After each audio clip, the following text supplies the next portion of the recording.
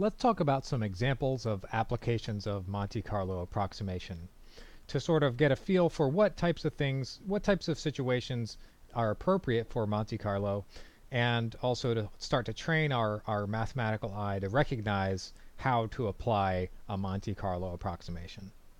So the standard, maybe sort of first example that people use is estimating pi, approximating the number pi by looking at this sort of quarter disk here and and then drawing a bunch of samples uniformly from this square and then counting, what fraction land in this sort of quarter disk and then approximating pi. But that's kind of boring. I didn't want to. I think it would be much more interesting to try to approximate the area of the Mandelbrot set. So of course this is the Mandelbrot set. I'm sure you're all familiar with, at least have seen it before. And so let's, for our first example, think about the area of the Mandelbrot set after Benoit Mandelbrot. Now, a technical point which arises here is the question of whether the Mandelbrot set has an area. In other words, is it a measurable set? Does it even have a well-defined thing called an area? And it turns out it does. It is actually a compact set. It's a compact subset of the complex plane, or you could think about it as a subset of R2. And since it's closed, it's therefore Lebesgue measurable. And since it's compact, it has a finite measure. So this is a well-defined problem to try to figure out what this area is. And I looked that up. I know that from Gamlin. Gamlin has an excellent little textbook on complex analysis. And another thing which Gamlin tells us is that the Mandelbrot set is contained in, maybe something like this, contained in the square from -2 to 2. I think this is probably not centered correctly, but you get the sort of rough idea. -2 to 2 in each direction, where 0 is, I don't know where it is exactly. I don't know if it's here, somewhere around here. And so let's call this square S. S is -2 to 2 cross -2 to 2. And let's call the Mandelbrot set A. So the Mandelbrot set, I haven't really defined it yet. Let's write down what the definition is just to be clear. The Mandelbrot set, so we're all on the same page. It's the set of complex numbers C such that the sequence Zn is bounded. I write BDD to abbreviate bounded, where this sequence is defined in the following way. Z1 is 0, and Zn plus 1 equals Zn squared plus C, this constant, the constant C. And so each complex number, for each complex number C, this defines some sequence. This iteration defines some sequence. And it's in the set, C is in the set, the Mandelbrot set, if that sequence is bounded. That's the Mandelbrot set. Very, very extraordinarily simple. So we want to compute the area of this thing, M of A. M for measure, M for Lebesgue measure. Area is sort of our intuitive notion for Lebesgue measure, and Lebesgue measure in 2D, 2 dimensions. And so how are we going to do this? Let's think about, what we'd like to do to use a Monte Carlo approximation is to somehow write this in the form of an expectation. And how can we do that? Well, maybe we can think about it as a probability. Every probability is an expectation. So what if we think about the measure, the area of A divided by the area of S, so the fraction of this square occupied by the Mandelbrot set. That's some fraction, that's some number between 0 and 1. We can think about that as the probability that a uniform random variable in S in the square lands in the Mandelbrot set. So this is a probability. And the measure of S is, of course, well, it's 4 by 4, so the area of S, the measure of S, is 16. So this equals,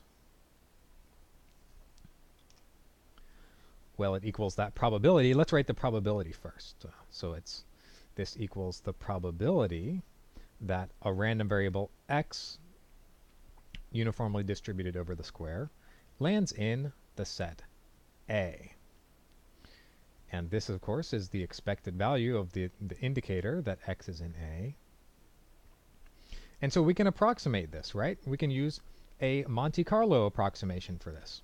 So we know, remember, we know that that the area of S is 16. So let's do this. So let's approximate the measure of A by 16 times this guy,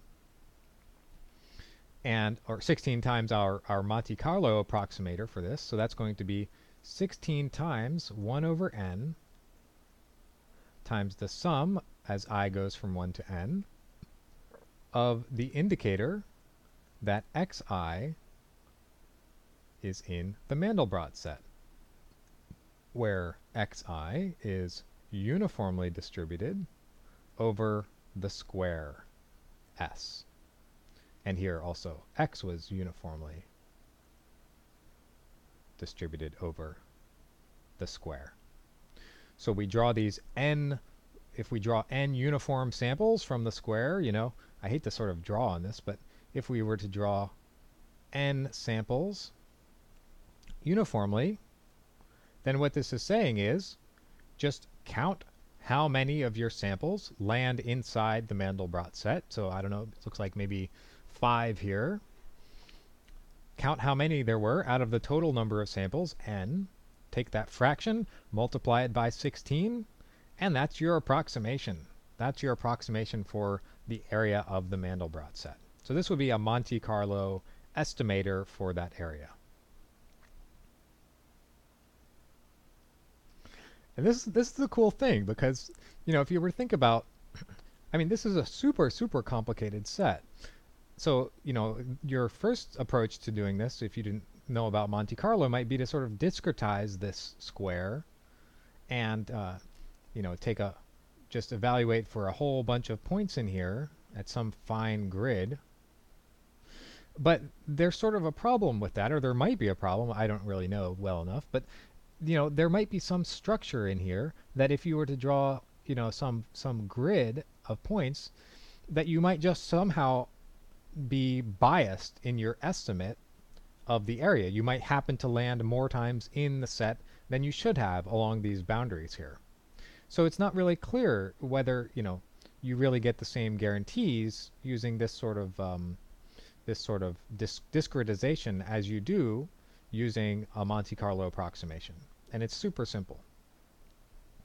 Okay, so that's example number 1, and I think that's a neat sort of example. All right, so that's the first example, and here's another example.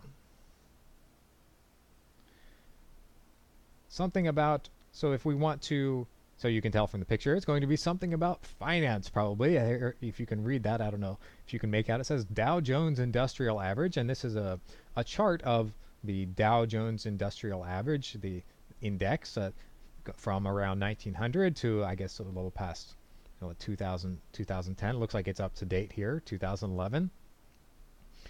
And so for our second example, let's think about computing the expected return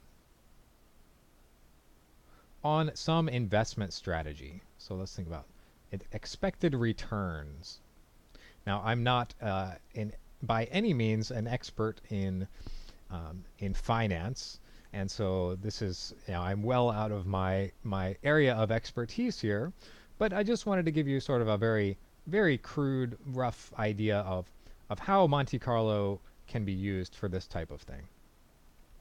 So let's say that you have some different investment strategies, and you want to evaluate their performance over, say, the next 30 days. So you discretize the next 30 days into a bunch of sequence of time steps, 1 to, let's say, capital T. And you have some measure of the market activity. Maybe it's, I don't know, maybe it's the Dow Jones, something like that, but it could be something more complicated. At each of those time steps, x1 to x capital T. It could be a whole vector of stock prices and indices and who knows what. And so this is your sort of the state of the system. And you model this as a random vector or some random process, x1 to xt with some, you have some model P here. Maybe it's a Markov model, you know, who knows? Maybe it's a second order, higher order Markov, all kinds of complicated, crazy stuff going on in here. And then you have a strategy, S, or a bunch of strategies, S, and each of those strategies gives you some return. Let's put that over here, some return on a given vector S, and so you would like to know what is the expected return. So you want to compute this expected value of the return of the strategy S. So let's call that R of S, little r of S. It's the expected return of strategy S. And this, let's say this is maybe you've discretized the space that these x's all take values in also. So this is some huge sum over all these x1, maybe I'll use x1 colon t to denote this vector, this sequence. It's this huge sum over all these possible values of the return on that sequence times the probability of that sequence. It's an expected value. And so we can approximate this by 1 over n, just the usual thing, I from 1 to n, of the return on the random sample, let's call it x superscript I, 1 to t. So each of these random samples is a sequence x1 to xt,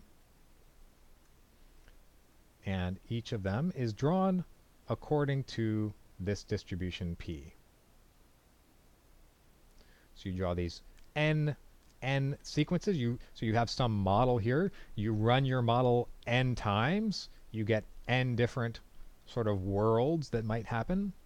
And then in each of those worlds, you evaluate the return of the strategy S.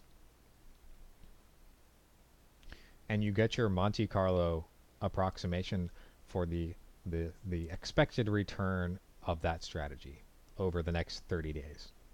Now the thing which is sort of interesting about this, so maybe I should have mentioned also about the previous one, the thing which is interesting about this, the reason why you might want to do a Monte Carlo approximation here, is that this model could be super, super complicated. This could be some crazy model and you have absolutely no hope of evaluating this analytically, because this is some humongous sum here, and you could never ever hope to evaluate this sum exactly. And furthermore, your strategy might be super complicated also. It might be some crazy thing where you're looking at, you know, all kinds of, you know, whatever's going on, and so this sum could just be totally intractable. And that's why you might want to do a Monte Carlo estimate for this. It's almost, I mean, it's trivial. You just run your model n times and you evaluate the outcome and you approximate it. And maybe I should have mentioned here also, so the reason why a Monte Carlo estimate might be a good idea for this area of the Mandelbrot set is that this is a super, super complicated function, right? I mean, it's insanely complicated. And you have absolutely no hope of, I mean, I don't think anybody's done it. I don't think there's a way, or there might not be a way to get this exactly, to analytically compute the area. But it's super easy to approximate with Monte Carlo. Okay, so those were just a couple examples of Monte Carlo approximation.